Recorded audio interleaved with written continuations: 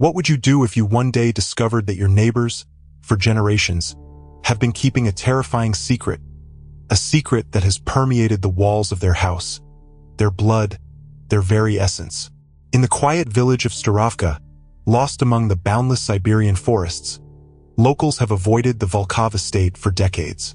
The ancient wooden house, surrounded by a high fence, held the secrets of 6 generations of this strange family. Dogs, always many dogs. Their howling at night mixed with other sounds that no one could or wanted to explain.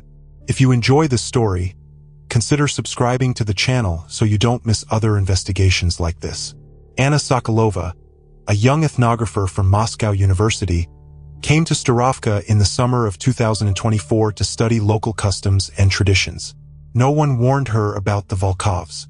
No one told her to stay away from the western outskirts of the village, where their house stood. Anna first saw the estate during an evening walk.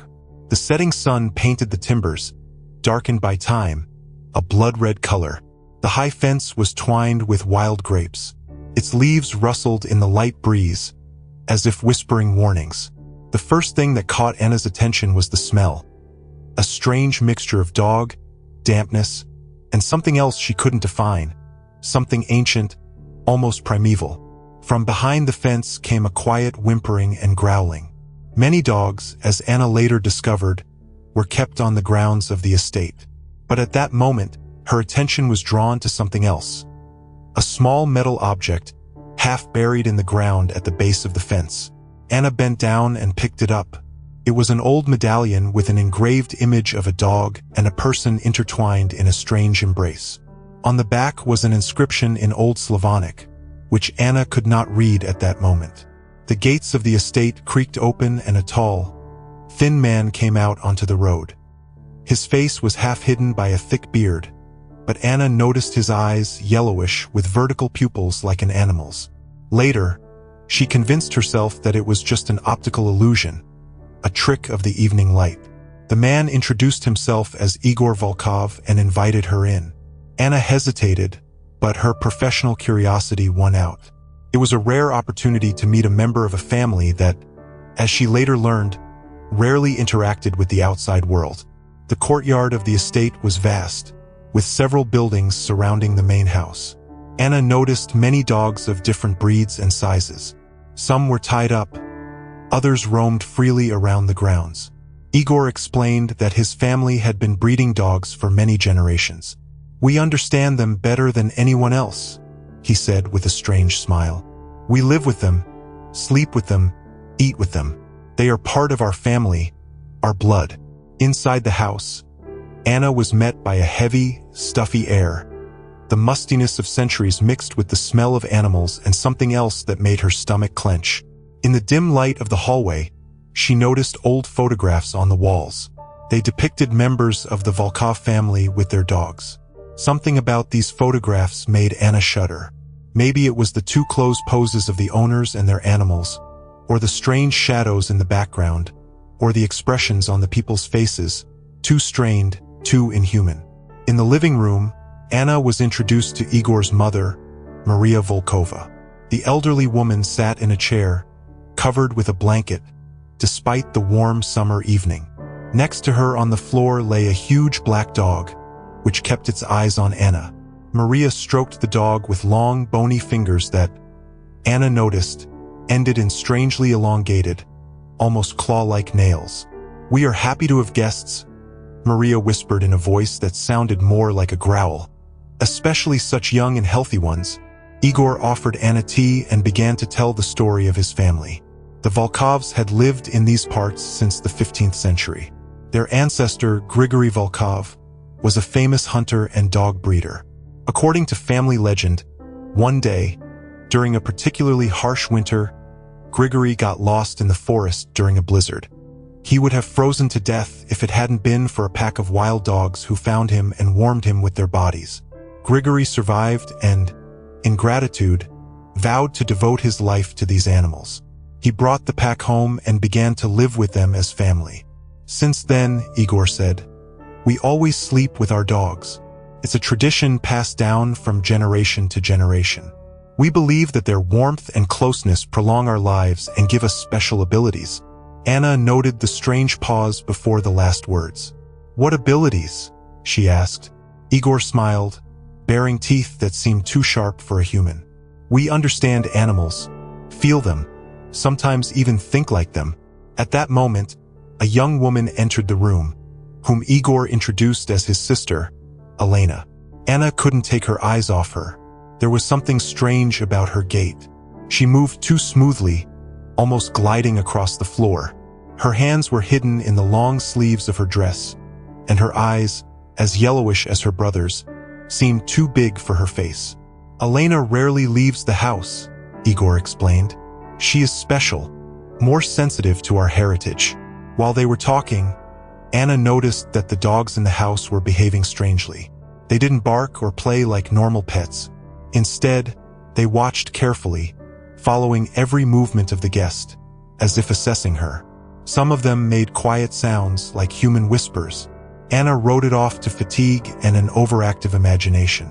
Before leaving, Anna asked permission to photograph some old family portraits for her research. Igor reluctantly agreed, but on the condition that she would not show them to anyone in the village. We have a complicated relationship with the locals, he explained. They don't understand our way of life. Anna took some pictures on her phone and thanked her hosts for their hospitality. Leaving the estate, she couldn't shake the feeling that she was being watched by more than just human eyes. Returning to the village, Anna decided to ask the locals about the Volkov family. Most reacted cautiously and were reluctant to talk about it, but an elderly woman named Ekaterina Ivanova, the oldest resident of Starovka, agreed to tell what she knew. They met in the small kitchen of her house, where it smelled of herbs and freshly baked bread, smells that calmed Anna after the oppressive atmosphere of the Volkov estate. The Volkovs have always been strange, Ekaterina began, lowering her voice, even though they were alone. My grandmother said that people avoided them even in the 17th century. They kept to themselves, left the house only at night, and always with dogs. Many dogs, too many for an ordinary family. Ekaterina paused, stirring tea in her cup. But it's not just about the dogs. It's about what they do with them. According to Ekaterina's stories, rumors circulated in the village that the Volkovs didn't just sleep next to their dogs for warmth, as Igor claimed. They slept with them in a more intimate sense. It was said that the first Volkov, that very Grigory, wasn't just rescued by the pack. He lived with them in the forest for several months before returning, and when he returned, he was no longer quite human. Ekaterina crossed herself. They say he took the pack leader as his wife, a female wolf or wild dog, and from this union children were born who were neither human nor beast. Anna smiled skeptically. But that's impossible from a biological point of view. Humans and dogs cannot have common offspring. Ekaterina looked at her with pity. Child, there are things that science cannot explain. There are ancient rituals, dark practices, that can change the nature of a person. The Volkovs know these rituals. They have been practicing them for 6 generations. According to Ekaterina, each new generation of Volkovs became less and less human. Children were born with strange physical characteristics: elongated limbs, sharp teeth, animal eyes. Their behavior also became increasingly animalistic. My mother said that she saw one of the Volkovs running on all fours through the forest, hunting wild animals, and not with a gun, but with bare hands and teeth. Even more disturbing, according to Ekaterina, people periodically disappeared in the surrounding villages. Usually, these were lone travelers or strangers who were not needed by anyone. Their disappearances often coincided with the full moon, when particularly loud howling came from the Volkov estate. No one could ever prove anything, Ekaterina sighed. But everyone knows, everyone feels that the Volkovs are not people, not quite. They are something else. Anna listened to these stories with scientific skepticism, but something in the old woman's words made her remember the oddities she had noticed at the estate. Igor and Elena's yellow eyes, the unusual behavior of the dogs, the ancient medallion with the image of a human and a dog in embrace. Could there be a grain of truth in these village legends? Returning to her room in the local hotel, Anna decided to study the photos she had taken. What she saw made her blood run cold. In the old portraits of the Volkov family, starting with the earliest, dated to the mid-17th century, there was something subtly wrong. With each generation, the facial features became stranger. Eyes too large and slanted, mouths too wide with noticeably protruding fangs. And in some later photographs, you could notice that the people's fingers were slightly longer than normal, with strangely curved joints. But the most disturbing thing was that in the group photographs, where family members were photographed together with their dogs, the animals looked almost human. Their poses, expressions, muzzles, even the positions of their paws. All of this created a chilling impression of intelligence that should not be present in animals. One of the photographs, taken, judging by the clothes, in the early 20th century, showed a woman holding a baby in her arms. The baby was wrapped in a blanket. Only its face was visible, and this face made Anna throw her phone away in horror. It was covered with a thin layer of fur. What she discovered next was even more disturbing.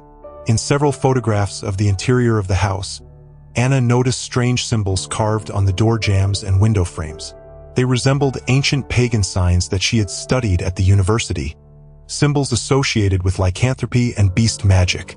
And in one of the shots, in the corner of the frame, she saw an open book on the table. Zooming in, Anna was able to make out several lines of text in Old Slavonic. It was a ritual describing the process of merging the souls of a human and a beast. Next to the text was drawn the same symbol as on the medallion she had found. Anna spent a sleepless night studying everything she could find about the Volkov family on the internet. There was little information, but she managed to find several mentions in old newspaper archives.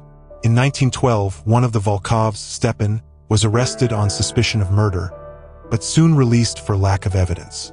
The records mentioned that the victim was found torn to pieces, as if by a wild beast.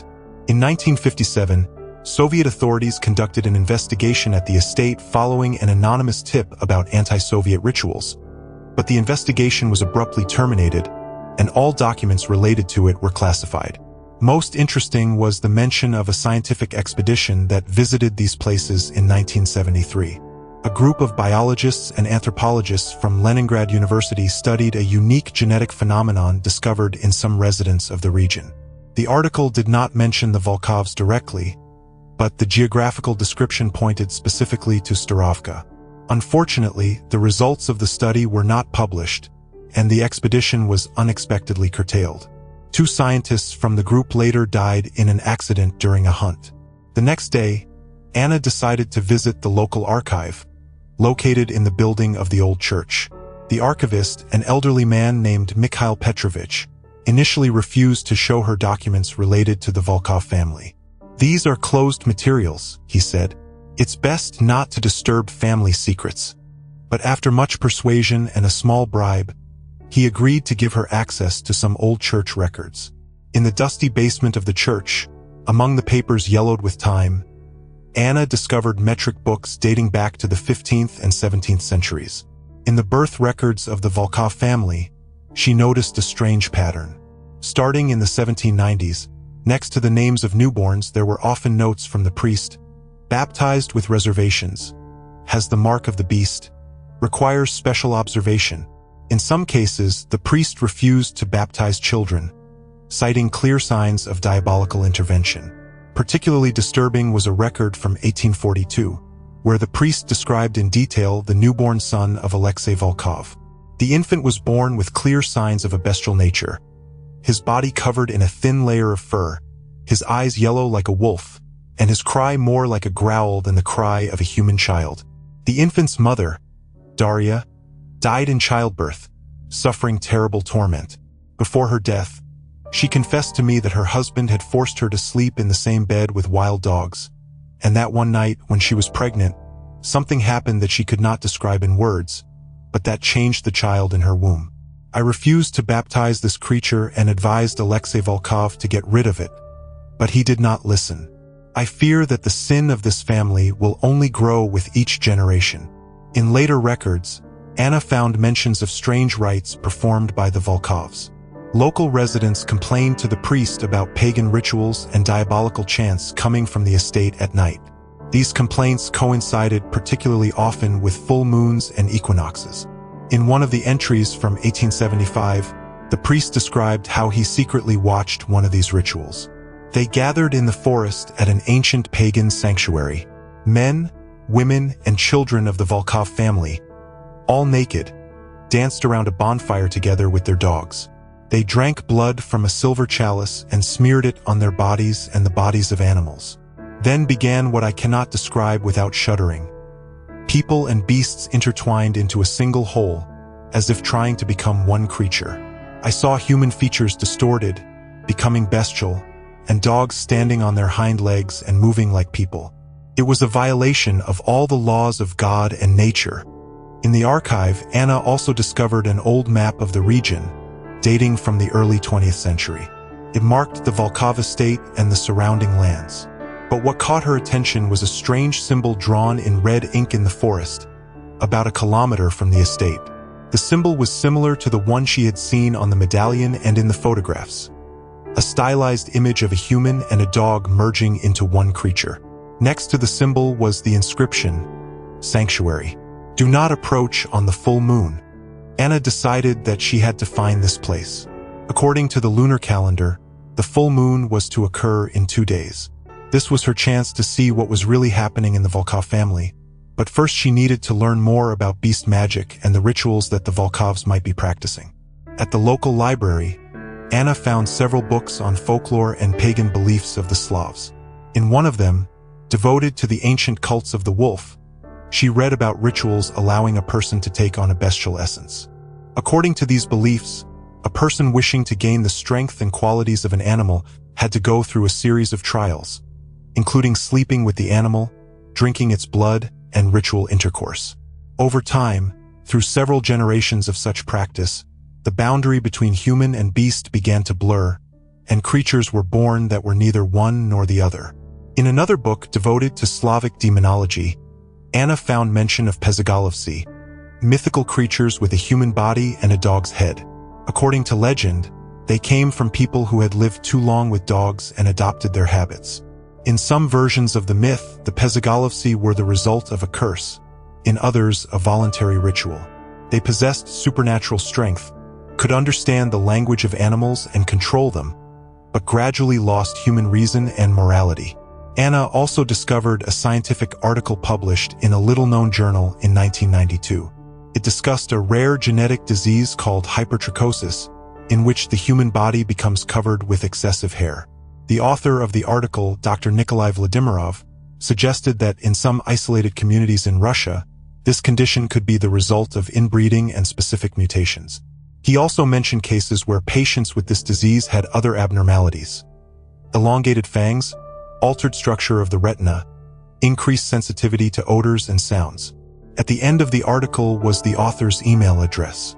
Anna decided to write to Dr. Vladimirov, hoping that he was still alive and could provide her with additional information. To her surprise, an answer came within a few hours. Dr. Vladimirov, now an elderly man living in St. Petersburg, was extremely interested in her research. In his letter, he confessed that his article was only the tip of the iceberg. In reality, he had been studying a family with a rare genetic anomaly for many years, but most of his research had not been published due to pressure from certain individuals. He did not name the Volkov family directly, but the description and geographical location matched them exactly. According to his research, members of this family exhibited not only physical but also behavioral abnormalities close to bestial. Their DNA contained sequences that could not be explained by ordinary mutations. "I do not believe in mysticism and the supernatural," Dr. Vladimirov wrote, "but what I have discovered in this family goes beyond the scope of modern science. Their genetic code contains elements that are neither human nor animal. It is something intermediate, and with each generation, these anomalies become more pronounced."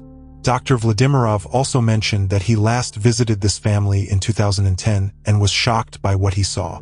Younger members of the family, children and teenagers, exhibited such pronounced physical anomalies that they had to be hidden from outsiders. Some could hardly speak, communicating mainly with sounds resembling dog barks and growls. Their behavior was extremely aggressive and territorial. At the end of the letter, Dr. Vladimirov warned Anna against further research. "I strongly recommend that you stay away from this family. They are dangerous not only physically, but also in other ways. After my last visit, I experienced a series of strange events. Nightmares where I turned into a dog, inexplicable sounds in my house, a feeling that I was constantly being watched. Sometimes I woke up with the smell of dog in my nostrils, even though I don't have pets. This continued until I stopped the study and destroyed most of my records. I fear that you have already attracted their attention and now they are watching you. The letter ended with a frightening postscript. If you see dogs following you, especially black ones with yellow eyes, leave this place immediately. These are not ordinary animals. These are their eyes and ears, perhaps even more than just eyes and ears. Anna slept poorly that night. She had nightmares in which she was running through a dark forest, pursued by a pack of dogs with human eyes. She woke up in a cold sweat with the feeling that someone was in the room. Once, she thought she saw yellow eyes glowing in a dark corner, but when she turned on the light, there was no one there. In the morning, Anna decided to check out the sanctuary marked on the old map. She took her camera, a voice recorder, and a small knife for self-defense. The weather was overcast. Heavy gray clouds hung over the village, creating an oppressive atmosphere. Leaving the hotel, Anna noticed a black dog sitting on the opposite side of the street. The animal was staring intently at her, not moving. Remembering Dr. Vladimirov's warning, Anna felt a chill down her spine, but decided not to give in to fear. After all, it could be an ordinary village dog. Following the old map, Anna went deeper into the forest surrounding the village. The path gradually became less and less noticeable, until it disappeared completely among the dense undergrowth. Several times it seemed to her that she heard rustling and cracking of branches behind her, but when she turned around, she saw no one. Only once, fleetingly, did she notice movement between the trees, something black and fast. Just a forest animal, she assured herself, clutching the handle of the knife in her pocket. After an hour's walk, Anna finally came to a small clearing that matched the mark on the map. In the middle of the clearing stood a circle of ancient, moss-covered stones. In the center of the circle was a large flat stone resembling an altar. Strange symbols were carved on its surface, partially hidden by lichen and dirt. Anna carefully scraped off some of the growths and saw the same symbol that was on the medallion. A human and a dog merging into one creature. Around the altar, the ground was darker, as if soaked with some liquid. Anna bent down to take a closer look and smelled a metallic odor that she couldn't help but recognize. The smell of blood, ancient, soaked into the soil, but still distinguishable. She took some pictures and recorded her observations on the voice recorder. Apparently, this place is still used for rituals. There are traces of a recent bonfire and footprints of many feet, both human and canine, around the altar. Exploring the clearing, Anna discovered a small cave, partially hidden by bushes, a few meters from the stone circle. The entrance was narrow, but inside, the cave widened, forming a small hall. Using the flashlight on her phone, Anna illuminated the walls and froze in horror. The entire surface of the walls was covered with rock paintings depicting strange rituals. People with dog heads, dogs standing on their hind legs, scenes of hunting where people and beasts acted as one, and, most disturbingly, scenes of intercourse between people and animals, followed by images of creatures that were neither one nor the other. In the depths of the cave, Anna discovered a niche filled with strange objects. Necklaces made of dog teeth, small bone figurines depicting people with dog heads, a silver chalice covered with a dried brown substance, and, most disturbingly, modern objects, photographs, documents, personal belongings that, judging by the dates on some papers, belonged to people who had disappeared in these places over the past decades. Suddenly, Anna heard a sound outside the cave, a low growl that didn't sound like any animal she knew. It was too conscious, almost like human speech, but distorted beyond recognition. She turned off the flashlight and hid in the darkness. The growl was approaching the entrance to the cave. Then followed another sound, a rustle, as if someone was sniffing at the entrance. Anna's heart was beating so hard that it seemed to her that its pounding must be audible outside. She was afraid to breathe, clutching in her hand the knife, which now seemed a pathetic defense. Suddenly, A silhouette appeared at the entrance to the cave, larger than a dog, but smaller than a grown person. The creature stood on all fours, but its outlines were strangely distorted, not corresponding to the anatomy of any animal known to her. The creature took a few steps into the cave, and Anna saw it more clearly. It was a child, a boy of about 10 years old, but horribly deformed. His limbs were elongated, with joints bending in unnatural directions. The face was a hideous hybrid of human and canine. An elongated jaw with protruding fangs, a flattened nose more like a dog's muzzle, and yellow eyes with vertical pupils. The body was covered with sparse fur, especially thick on the back and neck. The creature moved on all fours, but from time to time it rose up, leaning on its hind limbs, in a parody of a human gait. It sniffed, turning its head from side to side, clearly trying to detect Anna's scent. Then it froze, staring straight into the dark corner where she was hiding. Slowly, as if savoring the moment, the creature grinned in a grotesque smile, baring rows of sharp teeth, and then spoke in a distorted, hoarse voice, which was nonetheless recognizably human. "We know you're here, researcher. We smell your scent, your fear." The creature spoke with difficulty, as if human speech was unnatural to it. "You shouldn't have come here, not today, not before the full moon." Anna understood that running was pointless. The creature could clearly move faster than her. The only option was to try to communicate. "Who are you?" she asked, trying to keep her voice calm. The creature tilted its head, as if surprised by the question. "I am Alexei, Igor's younger son, Elena's brother." He spoke the names with difficulty, as if they were foreign to him. "Have you seen my sister? She's like me, but father keeps her in the house, says people won't understand." "What happened to your family?" Anna asked, slowly emerging from her hiding place, but keeping the knife ready. Alexei grinned again, but this time the gesture held more satisfaction than threat. "We've evolved, become more than just humans. 6 generations of merging, 6 generations of becoming. We're almost complete." "What does complete mean?" "A new species, neither human nor beast, something more." Alexei came closer, and Anna saw with horror that his eyes weren't just yellow. They glowed in the semi-darkness of the cave, like those of a true predator. "We're stronger, faster. We feel what you'll never feel. We hear what you'll never hear. And soon there will be more like us." "How is that possible?" Anna took a step back as the creature approached. "Humans and dogs can't have common offspring. It's biologically impossible." Alexei made a sound that could have been laughter, but sounded more like a bark. "Not biology, ancient magic, a ritual our ancestor found in the forest. Blood, merging, sleep. For many generations, each generation a little closer to the goal. My grandmother could only growl and howl. My mother already had fangs and claws, but Elena and I were almost ready." "Ready for what?" "For the final transformation, for the complete merging.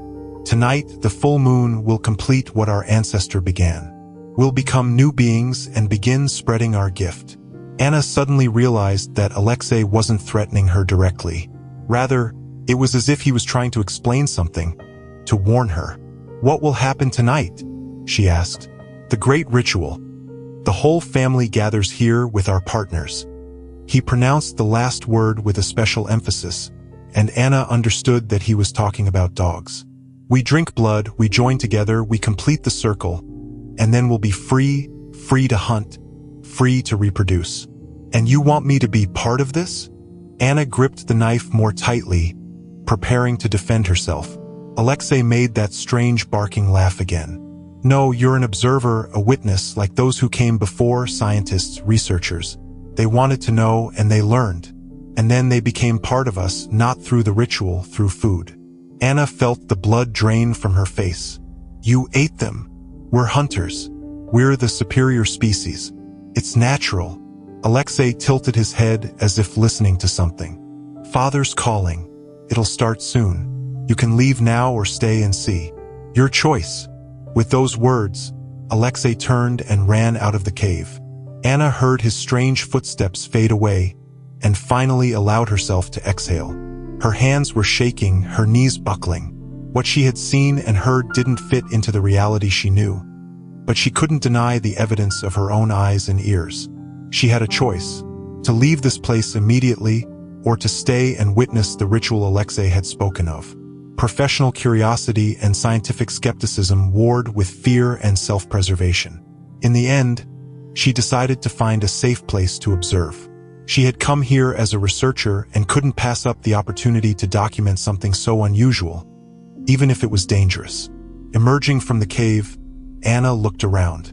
The sun was already beginning to set, plunging the forest into twilight. She found a thicket of bushes on the edge of the clearing, offering a good view of the stone circle and the altar. Climbing in, she prepared her camera with night vision and a voice recorder. Then she sat down to wait, hoping she wouldn't be discovered. Twilight deepened, and with it a strange tension grew in the air. Anna felt it on her skin, like electricity before a thunderstorm, but more organic, more primal. The sounds of the forest gradually subsided until complete silence reigned. Even the wind seemed to hold its breath. The first thing Anna heard was a distant howl. It began as a lone voice, but soon others joined in, creating an eerie symphony of dog howls and human singing. The sound approached the clearing from different directions, as if the participants in the ritual were surrounding the place. Suddenly, Igor Volkov stepped into the clearing. He was naked, his body covered in strange patterns drawn with something dark, possibly blood. Behind him followed a huge black dog, the same one Anna had seen with Maria Volkova. The other members of the family appeared next. Elderly Maria, supported by two men with obvious signs of the same deformities Anna had seen in Alexei. Then came Elena, moving with a strange, gliding gait. In the moonlight, Anna could see that the girl's body was covered in sparse fur, and her hands ended not in fingers, but in something between human fingers and canine paws. Finally, Alexei appeared, leading a young woman on a leash whom Anna didn't recognize. The woman looked disoriented, her gaze empty, her movements mechanical. Drugs or hypnosis? Anna thought, feeling a chill of horror run down her spine. She guessed what role this stranger was to play in the upcoming ritual. The members of the Volkov family and their dogs formed a circle around the altar. Igor began to speak, first in Russian, then switching to a language Anna didn't recognize. It wasn't any modern language, or even anything resembling Old Slavonic. The sounds were harsh, staccato, more like growls and barks than human speech. As he spoke, the other participants in the ritual began to move in a circle, gradually increasing their pace. Dogs and humans moved as one. Their movements became more and more synchronous and similar. Anna watched in horror as the human figures began to bend over, assuming a quadrupedal stance, while the dogs rose on their hind legs. In the moonlight, the outlines of their bodies blurred, as if matter had become plastic, ready for transformation. Igor raised a silver chalice, the one Anna had seen in the cave. He made a cut on his arm and let the blood flow into the chalice. Then Maria did the same, followed by the other members of the family. Last was the dog. Igor cut its ear, collecting the animal's blood in the same chalice. When the chalice was full, Igor raised it above his head and spoke words that sounded like the final part of a spell. Then he took a sip and passed the chalice around the circle. Each participant in the ritual drank from it, including the dogs, who lapped up the bloody mixture as the chalice was lowered to the ground. Finally, the chalice was brought to the lips of the disoriented woman. She tried to turn away, but Alexei held her firmly. When the blood touched her lips, she let out a scream that quickly turned into a strange whimpering sound. Her body shook, her eyes rolled back. Anna saw fur begin to appear on her neck and arms, thin, barely noticeable, but undeniably real. What followed was so monstrous and unnatural that Anna closed her eyes several times, unable to watch. Humans and dogs intertwined into a single mass. Their bodies seemed to lose their clear boundaries. The sounds coming from the clearing were neither human nor animal. It was a new language, the language of creatures in the process of becoming something else. In the center of this chaos, Igor Volkov towered over the altar. His figure was changing before Anna's eyes. His limbs lengthened, his face elongated, turning into a dog-like muzzle. But the scariest thing was seeing his eyes, absolutely conscious human eyes, observing the transformation with cold, calculating interest. Suddenly, Igor turned his head and looked directly in the direction of Anna's hiding place. His nostrils flared, sniffing.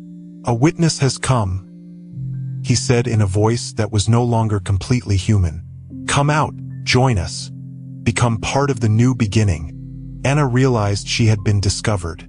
Horror paralyzed her for a moment, but then the instinct for self-preservation took over. She jumped out of her hiding place and ran into the forest, not knowing where she was going. Behind her she heard howls and barks, the sounds of pursuit. They were faster, much faster, but Anna knew her only chance was to reach the village, to reach people. Branches whipped her face, roots caught at her feet. Several times she fell, but immediately got up and ran on. The sounds of pursuit grew closer. Glancing back once, she saw their dark figures moving among the trees with inhuman speed and grace. They weren't running, they were gliding, like shadows created by the moonlight. The lights of the village appeared ahead. Anna gathered her last strength and rushed towards them. Just a little more, a few more meters. Suddenly, something heavy crashed into her from behind, knocking her off her feet. She fell to the ground, feeling hot breath on her neck. The smell of dog and blood filled her nostrils. Strong arms, more like paws with long claws, turned her over. Looming over her was the creature that had once been Igor Volkov. His transformation wasn't complete.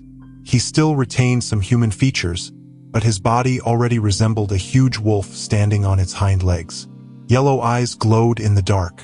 The muzzle was twisted in a grotesque smile, revealing long fangs. "You could have been part of this," he growled. "You could have witnessed the new beginning of our reign." "What are you?" Anna whispered, realizing these were probably the last words she would ever speak. "We are the future," Igor replied. 6 generations we have been working towards this. 6 generations we have merged with them, become one. And today we have completed the journey. We are no longer human or beast. We are something more, and soon there will be many of us. He leaned closer, his breath burning her face. "You will be the first, not for the ritual, you came too late for that, but for food, for strength. And then we will go to the village and the hunt will begin." Anna closed her eyes, preparing for the inevitable. But at that moment a shot rang out. Igor howled in pain and jumped aside. Anna opened her eyes and saw Mikhail Petrovich, the archivist, standing with a rifle in his hands. Behind him were several other men from the village, also armed. "Run to the car," Mikhail shouted, handing the rifle to one of the men and helping Anna to her feet. "We'll hold them off, but not for long. We need to warn the authorities." They ran towards the village, pursued by the howls and growls of the creatures that had once been the Volkov family. Reaching Mikhail's house, they locked the doors and began to call the police and the Ministry of Emergency Situations. But the connection was broken. The phone lines had been cut. Mobile communication wasn't working. "They were prepared for this," Mikhail said grimly, checking his ammunition supply. "They waited for the full moon, for the completion of their merging and transformation. Now they'll come for the whole village." "Did you know about them all this time?" Anna asked, still shaking from shock and horror. "Everyone knew, but we coexisted. They kept to their territory, we kept to ours. Sometimes people disappeared, strangers, travelers whom no one would miss. We turned a blind eye. What else could we do? They were stronger." Mikhail shook his head. "But we didn't know they were planning a complete transformation, that they would become like this." Outside, screams and shots rang out. The villagers were trying to defend themselves, but they weren't prepared for what they were facing. The creatures that had once been the Volkov family were fast, strong, and merciless. They hunted in groups like real wolves, driving their victims.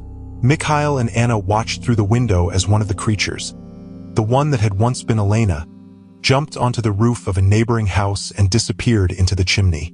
Soon screams were heard from the house, and then silence. "We need to get out of here," Mikhail said.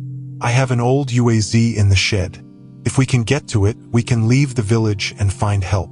They slipped out the back door and ran to the shed. Chaos reigned around them. Houses were burning. People were screaming. The air was filled with the smell of smoke and blood. The beast people were hunting, and their growls and howls echoed through the village. Reaching the shed, Mikhail started the car. They drove out onto the main road and headed towards the exit from the village, but on the outskirts they were ambushed. 3 creatures, including the former Igor Volkov, blocked the way. Mikhail didn't stop. He drove the car straight at them, hoping to break through. The last thing Anna remembered was the impact, the screech of metal and Mikhail's scream. Then there was darkness. She woke up in the hospital of the regional center 3 days later. According to the official version, an accident had occurred in the village of Starovka, a gas explosion that destroyed most of the houses. Few survived. The bodies of many residents were never found. The Volkov's estate burned to the ground. Only blackened walls and the foundation remained. The family was presumed dead. Anna tried to tell the truth about the rituals, about the transformation, about how the Volkovs weren't human in the full sense of the word, but no one believed her. Doctors attributed her stories to post-traumatic stress disorder and hallucinations caused by shock. Her camera and voice recorder disappeared during the accident, along with all the evidence. 2 weeks later, Anna was discharged from the hospital. She returned to Moscow, trying to forget what she had seen in Starovka. Nightmares haunted her. In them, she saw Igor Volkov's yellow eyes again and again, heard his words, "We are the future, and soon there will be many of us." One evening, returning home, Anna noticed a dog sitting near the entrance of her building, a black dog with yellow eyes.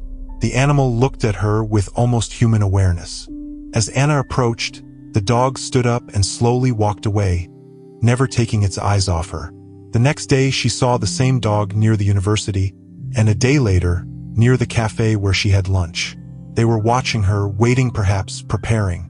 Anna didn't know how many of them had escaped from Starovka, or how many new creatures they had created since then, but she understood they wouldn't leave her alone. She knew too much, had seen too much. When strange sounds began to be heard at night in her apartment, Anna decided she couldn't live like this anymore. She collected all her notes, records, and memories of Starovka and gave them to her colleague, Professor Kuznetsov, with a request to publish them only in the event of her death or disappearance. Then she bought a plane ticket to Australia, hoping that distance and the ocean would be a barrier to the creatures that had once been the Volkov family. Before leaving, she made one last visit to Ekaterina Ivanova, one of the few survivors from Starovka, who now lived with relatives in the suburbs of Moscow. The elderly woman was sitting in a wheelchair. Her right arm had been amputated above the elbow, the result of the accident in the village. "They'll never leave us," Ekaterina said when Anna told her about her plans to flee. "Not now, when they've completed the transformation. 6 generations they've been waiting for this moment. 6 generations they've slept with dogs, eaten with them, lived with them, merged with them. Now their lineage has become monstrous, but complete. They are no longer prisoners of their half-human nature. They are a new species, and they will reproduce. How can I stop them?" Anna asked, feeling that the elderly woman knew more than she was saying.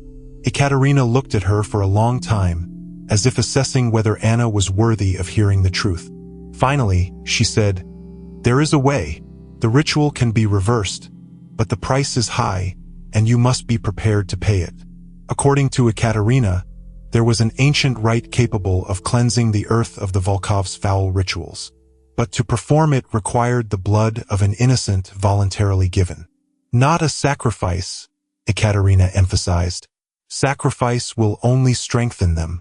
We need a volunteer willing to give their blood, knowing what they're doing." Anna pondered. Was it worth risking her life to stop these creatures? Or was it better to flee, saving herself? After all, who would believe her? Who would help? They would spread. As if reading her thoughts, Ekaterina said, "At first, slowly, carefully. One village, one small town, but their numbers will grow. They will create new beings through bites, through rituals, through mating with humans and animals, and one day there will be too many of them to stop." That night, Anna made a decision. She couldn't allow the nightmare of Starovka to be repeated somewhere else. Following Ekaterina's instructions, she went to an abandoned church on the outskirts of the city, where she was to meet an old priest who, according to the elderly woman, knew about the Volkovs and how to stop them. The church was ancient, dilapidated, with a long rotted roof and a collapsed dome. Inside, it smelled of dampness, mold, and something else, a familiar canine scent that Anna remembered from the Volkovs' estate. She froze, feeling fear grip her body. Had Ekaterina tricked her, led her straight into a trap? "Fear not, child," a hoarse voice said from the darkness of the altar area. "The smell doesn't mean they're present. It's just an echo, a trace of their passing through this place." An old man in a tattered cassock emerged from the shadows. His face was furrowed with deep wrinkles, and his watery blue eyes seemed too light, almost transparent. "I am Father Inocenty. I've been waiting for you." The old priest told Anna that his family had fought for centuries against the manifestations of the evil embodied by the Volkovs. His ancestor, the monk Seraphim, was one of those who tried to stop Grigory Volkov back in the 15th century when he first began his experiments. "But we were always late," Father Inocenty sighed. "Always one step behind. And now they've completed the ritual. They've become what they wanted to become, neither human nor beast, but something third. And they will multiply." The priest confirmed Ekaterina's words. There was a way to stop the spread of the contagion, an ancient cleansing ritual that could not only destroy the creatures, but also prevent the emergence of new ones. But it required a voluntary sacrifice, a person willing to give their blood and life to seal the portal between the worlds that the Volkovs had opened with their rituals. "I'm ready," Anna said, surprised by her own resolve. "What must I do?" "You must return to Starovka," the priest replied, "to the place of their power, to the sanctuary where the last ritual was performed, and there perform the cleansing rite." He explained the details of the ritual and gave Anna an old knife with a silver blade and a bone handle. "This blade is blessed and consecrated. It will cause them pain if they try to stop you." The next day, Anna went to Starovka again. The village lay in ruins. Fire-blackened skeletons of houses, deserted streets, silence broken only by the cawing of crows. Anna felt eyes on her from dark windows and doorways, but saw no one. They were watching her, waiting. The road to the sanctuary was even more overgrown than before. It seemed that nature itself was trying to hide this place from human eyes, but Anna remembered the way. The sun was already beginning to set when she reached the clearing with the stone circle. The altar was covered with dark spots of dried blood, the traces of the Volkov's last ritual. Anna began to prepare for the rite, as Father Inocenty had taught her. She drew a circle with salt, placed candles in a specific order, and laid out the herbs that the priest had given her. When everything was ready, she took out the silver knife and made a cut on her palm. Blood, bright red in the light of the setting sun, dripped onto the altar stone, soaking into its porous surface. "With my blood given, I voluntarily seal the gate." Anna spoke the words that the priest had taught her. "With my blood given, with faith I cleanse the land. With my blood given, with love I protect the innocent." A gust of wind swept through the clearing, bending the grass and swaying the branches of the trees. The candles went out, but instead the stones of the circle began to glow with a soft, bluish light. Anna felt something happening, as if the very earth beneath her was trembling and bucking. "This shouldn't have happened," a voice said behind her. Anna turned and saw Father Inocenty standing at the edge of the clearing. But it was no longer the old man she had met in the church. His back had straightened. His eyes glowed yellow in the twilight, and from under his cassock peeked an arm with elongated fingers ending in claws. "You're one of them?" Anna whispered, clutching the silver knife in her hand. "Not exactly," the priest replied with a grimace that looked more like a snarl. "I'm an observer, a keeper of balance. I serve both sides or neither." He took a step towards her. "You don't understand what you're doing. You're not just stopping them. You're destroying the possibility of choice, the possibility of evolution." "They're killing people," Anna countered. "They're monsters." The priest shook his head. "They're a new species, Right now they're wild, uncontrollable. But in time they will learn, adapt, become part of the world. He held out his hand to her. Stop before it's too late. There's another way, a way of coexistence. Anna hesitated. What if he was right? What if she was making a mistake? But then she remembered the horror in the eyes of the residents of Starovka, the screams, the sounds of the hunt. She remembered Igor Volkov's words. We are the future, and soon there will be many of us. No, she said firmly. They chose their path. I choose mine. And she continued the ritual, speaking the ancient words, dripping her blood on the altar. Father Inocenty snarled. His face contorted, turning into a bestial mask. He lunged at her, but ran into an invisible barrier. The salt circle that Anna had drawn prevented him from approaching. You'll regret this, he growled. They'll hunt you. They always find. But Anna wasn't listening to him anymore. She was immersed in the ritual. Her consciousness expanded, going beyond the limits of her body. She felt them, all the creatures that had once been the Volkov family and their dogs. She felt their anger, their fear, their animal rage. They were rushing towards the clearing from all sides, sensing the threat. Too late. The ritual was complete. A bright flash of light illuminated the clearing, spreading in concentric circles from the altar. Anna heard howls and whines, full of pain and despair. Then there was silence. When the light faded, she saw them. The creatures sprawled on the ground around the stone circle. They were no longer hybrids of human and dog. Now they were just dogs, ordinary animals with confused eyes, and people naked, disoriented, but completely human. The ritual had worked. It hadn't destroyed them, but separated what had been unnaturally joined, returning each to its true nature. Among the people, Anna recognized Igor, Elena, and the other members of the Volkov family. They were looking at their hands, at their bodies, as if seeing them for the first time. Igor's gaze was full of confusion and relief. Anna felt weak. The ritual had taken a lot of blood, more than she had expected. She fell to her knees, leaning against the altar. Her consciousness clouded over. Black spots swam before her eyes. The last thing she saw before losing consciousness was Igor Volkov, slowly approaching her with an expression of strange gratitude on his face. Anna woke up in the hospital of the regional center. A middle-aged man in a police uniform was sitting next to her bed. He introduced himself as Captain Smirnov and told her that she had been found unconscious in the forest near the ruins of Starovka. Next to her was a group of people, the surviving residents of the village, who had been presumed dead in the gas explosion. They couldn't explain where they had been all this time. Their memories were fragmented and confused. They're saying strange things, the captain said, watching Anna's reaction carefully.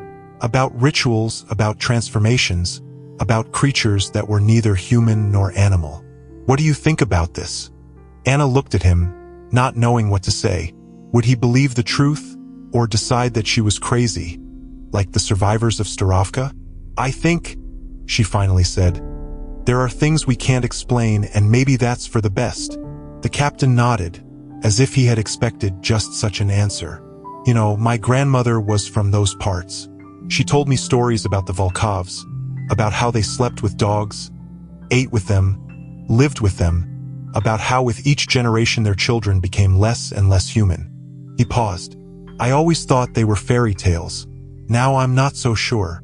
After the policeman left, Anna stared out the window at the darkening sky for a long time. She thought about what had happened in Starovka, about the ritual, about the separation. Was it really over? Or were there similar families, similar rituals, similar creatures somewhere else? After being discharged from the hospital, Anna returned to Moscow and resumed her work at the university. Life gradually returned to normal. The nightmares became less frequent, the memories of Starovka fainter. Sometimes she thought it might all have been a hallucination caused by stress and overwork. But one day, almost a year later, she received a strange letter with no return address. Inside was just a photograph, a black and white picture of a family of 5 standing next to several large dogs. The faces of the people were blurred, but something in their poses, in the way they stood too close to the animals, a general feeling of wrongness, made Anna shudder. On the back of the photograph was written, "We are not alone. 6 generations is not the limit. There are other families, other lines, and not all rituals can be reversed." Since then, Anna often notices dogs watching her, not aggressively, but rather with curiosity.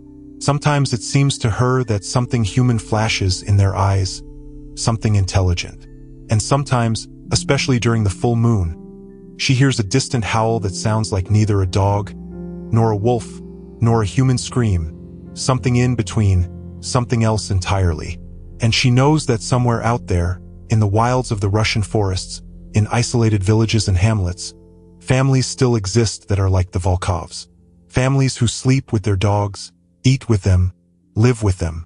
Families whose lineage becomes more monstrous with each generation, less and less human. And one day they will complete what they started, the Volkovs. They will become a new species, and there will be many of them. But for now, Anna waits and watches and gathers information, because when the time comes, someone will have to stop them. Someone who knows the truth, someone who has seen what they can become. And that someone can only be her.